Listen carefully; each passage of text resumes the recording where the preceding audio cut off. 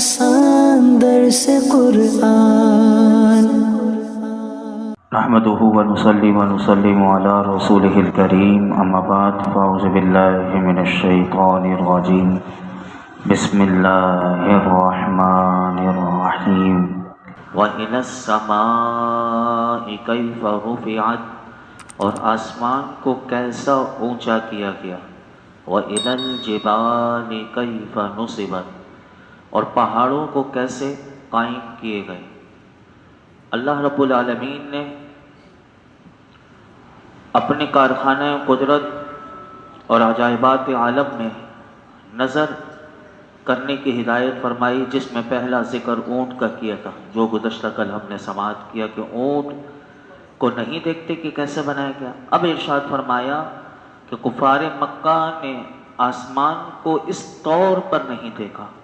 کہ جس کا وہ دن رات مشاہدہ کرتے ہیں کہ آسمان کو کہ بغیر چھت ستون کے کبھی کھڑی نہیں رہ سکتی، لیکن دیکھو کہ اللہ رب العالمین نے کہ کیسے کسی سہارے کے بغیر اور ستونوں کے بغیر اللہ رب العالمین نے اس آسمان کو کیسے قائم کیا ہوا ہے، تو فرمایا اس میں غور کرو۔ اسی طرح فرمایا کہ کیا کافروں نے ان پہاڑوں کو نہیں دیکھا کہ جنہیں زمین میں نصب کیا گیا ہے کہ نہ وہ ہوا سے اڑتے ہیں، جب ہوا آتی ہے طوفان آندھی چلتی ہے تو پہاڑ اپنی جگہ سے ہلتے بھی نہیں اور کیسے قائم رہتے ہیں۔ فرمایا کہ نہ وہ ہوا سے اڑتے ہیں نہ زلزلے سے گرتے ہیں، یعنی کیسے اللہ نے انہیں قائم کیا ہوا ہے، بلکہ زمین کے لیے سہارا اور اس کے لیے میخوں کا یعنی کیلوں کا قائم مقام اللہ رب العالمین نے ان پہاڑوں کو بنایا۔ اور فرمایا کہ اس کے علاوہ ان پہاڑوں میں اگر غور کرو تو ان پہاڑوں میں انسانوں کے لیے ہزارہ فوائد اللہ رب العالمین نے رکھے ہیں کہ ہزارہ فوائد پر یہ پہاڑ دنیا بھر میں ہر جگہ جو ہیں وہ مشتمل ہیں، ہزارہ فوائد ہے۔ انہی پہاڑوں میں سے لال ہیرے معدنیات چشمے دریا وغیرہ ہزارہ قسم کی چیزیں نکلتی ہیں اور رب اپنی قدرت کے نظارے لوگوں کو کرواتا ہے۔ صوفیاء کرام اس مقام پر یہاں پر یہ بات لکھتے ہیں کہ اولیاء اللہ جیسے یہ دنیا کے پہاڑ یہ زمین کے لیے سہارا ہیں، تو ایسے جو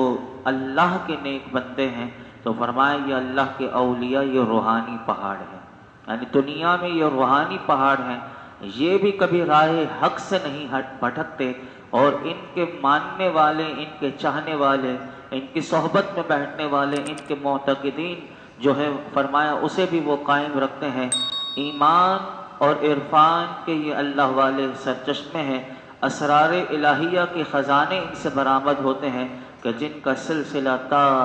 قیامت قائم رہے گا، جب تک اللہ کے اولیاء رہیں گے ان سے بھی اللہ کے راز جو ہیں وہ کھلتے رہیں گے۔ پھر آگے ارشاد فرمایا وَإِلَى الْأَرْضِ كَيْفَ سُطِحَتْ اور زمین کو یہ کیسے بچھائی گئی،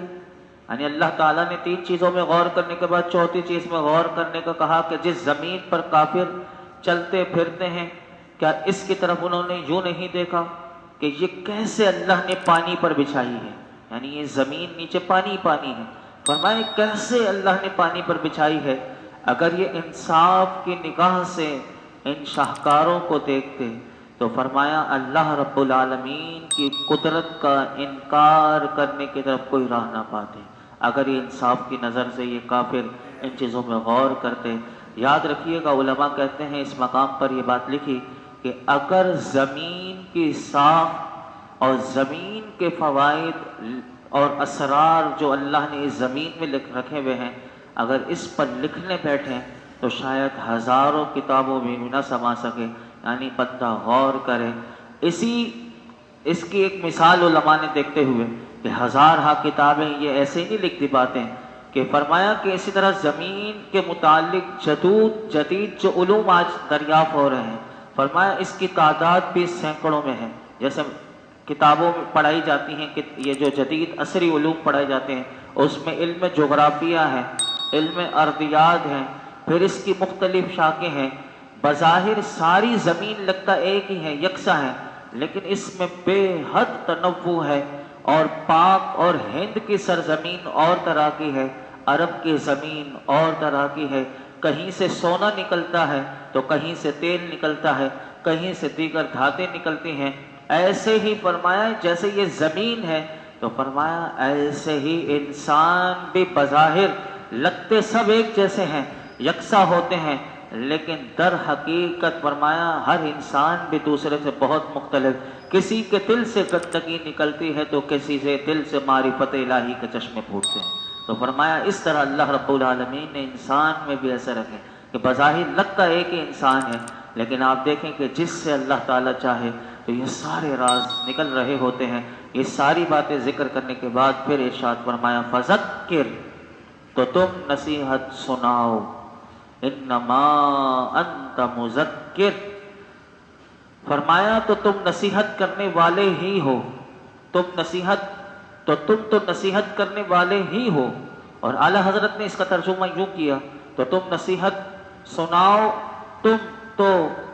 یہی نصیحت سنانے والے ہو، یعنی یہی نصیحت سنانے والے ہو، یعنی قرآن و حدیث کی اللہ نے فرمایا۔ تو اس آیت کریمہ میں اللہ رب العالمین نے ارشاد فرمایا کہ پیچھے اپنی قدرت اور عجائبات کو بیان کرنے کے بعد فرمایا کہ اللہ کی نعمتوں اور اس کی قدرتوں کے دلائل بیان فرما کر محبوب آپ لوگوں کو سمجھاؤ اور نصیحت کرو۔ اس آیت میں علماء کہتے ہیں اولین خطاب تو نبی پاک صلی اللہ علیہ وسلم کو ہے، لیکن آپ کے وسیلے سے سب مسلمانوں کو خطاب ہے کہ جو بھی سمجھانے کی صلاحیت رکھتا ہو وہ دوسروں کو سمجھائے۔ یہ اللہ نے حکم دیا قرآن حکیم میں کہ جس کے اندر اللہ نے یہ صلاحیت رکھی ہے کہ وہ لوگوں کو سمجھا سکتا ہے تو اسے چاہیے کہ وہ لوگوں کو سمجھایا کرے۔ یہاں پر علماء کہتے ہیں اس آیت سے یہ بھی معلوم ہوا کہ جدید علوم حاصل کرنا یہ نہایت نفع بخش ہے۔ مثلا مذکورہ بالا آیات میں جو کچھ بیان کیا گیا صرف 4 آیتیں ہیں، یہ 4 آیتیں صرف لوگوں کو پڑھ کر بتانی نہیں جانی، بلکہ فرمایا غور و فکر کرنے کے بعد جو معارف، اسرار اور حکمتیں سمجھ میں آئیں فرمایا ان کو بیان کر کے سمجھایا جائے۔ اور ان حکمتوں کو سمجھنے کا ایک بہت بڑا ذریعہ فرمایا کہ یہ جتنی چیزیں ہیں فرمایا ان سے متعلقہ جتنے جدید علوم ہیں پہلے بندہ انہیں پڑھے، سمجھے، سیکھے اور پھر وہ لوگوں کو سمجھائے۔ تو فرمایا کہ جب بندہ پڑھے گا، سمجھے گا اور سیکھ لے گا تو فرمایا عام آدمی کی بنسبت وہ زیادہ اچھے طریقے سے اللہ کی قدرت کو لوگوں کے سامنے بیان کرے گا۔ اور جب اللہ کی قدرت کو لوگوں کے سامنے بیان کیا جائے گا تو پھر لوگوں کو پتہ چلے گا کہ میں جس رب کا ماننے والا ہوں میرا رب جو ہے وہ کیسی شان والا ہے۔ یہ ذکر کرنے کے بعد اگلی آیت میں ارشاد فرمایا لست علیہم بمسیطر، تم کچھ ان پر زبردستی کرنے والے نہیں ہو، یعنی اے پیارے حبیب صلی اللہ تعالی علیہ وسلم آپ کی یہ ذمہ داری نہیں کہ آپ انہیں مسلمان کر کر ہی چھوڑیں، بلکہ آپ کی ذمہ داری یہ ہے محبوب کہ اللہ کا پیغام احسن طریقے سے پہنچا دینا، یہ آپ کا کام ہے۔ اس کے بعد اگر لوگ سارے کے سارے کافر رہے تو آپ کا کچھ بھی نہیں بگڑتا۔ جیسے سورج سے کوئی روشنی نہ لے یا بادل سے فیض نہ لے تو فرمائے اس سے سورج کا بادل کا نقصان نہیں ہوتا، وہ نہ لینے والے کا نقصان ہے۔ یا پھر علماء کہتے ہیں آیت کا مطلب یہ ہے کہ آپ انہیں جبراً مسلمان نہ کریں بلکہ اسلام کی تعلیمات پہنچا کر قبول کرنے یا نہ کرنے کا اختیار ان پر چھوڑ دیں کہ اب وہ انہیں بتا دیا گیا اسلام کی تعلیمات۔ اور آج بھی ہمارے لیے ہم جب بھی لوگ آج بھی کلمہ پڑھتے ہیں تو وہ اسلام کی تعلیمات کو پڑھتے ہیں، سنتے ہیں، سمجھتے ہیں۔ تو آج بھی غیر مسلم ممالک ہیں جہاں یورپ، امریکہ میں، اسی طرح برطانیہ میں ایسے کئی ممالک ہیں جہاں کافروں کے ملک میں جس کے دل کو اللہ چاہتا ہے ہدایت کی طرف تو وہ پھر فیض لیتے ہیں اور پھر وہ جب اسلام قبول کر کے پھر اس کی تعلیمات پر عمل کرتے ہیں تو پھر دنیا والے دیکھتے ہیں۔ اللہ رب العالمین کا شکر ادا کرنا چاہیے کہ ہمیں اتنا پیارا دین ملا ہوا ہے، اللہ ہمیں اس پر عمل کی توفیق عطا فرمائے۔ اس سورت کا اختتام دیکھیے اس انداز سے ہوتا ہے، فرمائے الا من تولی وکفر، ہاں جس نے منہ پھیرا اور کفر کیا فیعذبہ اللہ العذاب الاکبر، تو اسے اللہ بہت بڑا عذاب دے گا۔ ان الینا ایابہم، بے شک ہماری طرف ان کا لوٹنا ہے، ثم ان علینا حسابہم، پھر بے شک ہم ہی ان کا حساب ہم نے لینا ہے۔ ان 4 آیات کا مختصر خلاصہ یہ ہے کہ اللہ رب العالمین نے ارشاد فرمایا پیارے حبیب صلی اللہ تعالی علیہ وسلم، انہیں مسلمان کر کے چھوڑنا یا مجبور کر کے مسلمان بنانا آپ کی ذمہ داری نہیں، بلکہ پیغام پہنچانا آپ کی ذمہ داری تھی۔ تو آپ کے سمجھانے اور نصیحت فرمانے کے بعد جو ایمان لانے سے منہ پھیرے اور کفر کرے، تو فرمایا کہ ایسے شخص کے لیے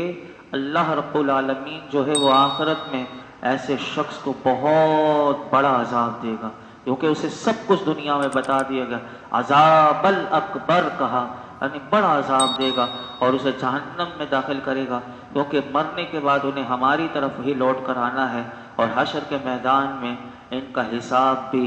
ہم نے لینا ہے۔ یاد رکھیے گا کہ کافروں کے لیے بہت سے عذاب ہیں،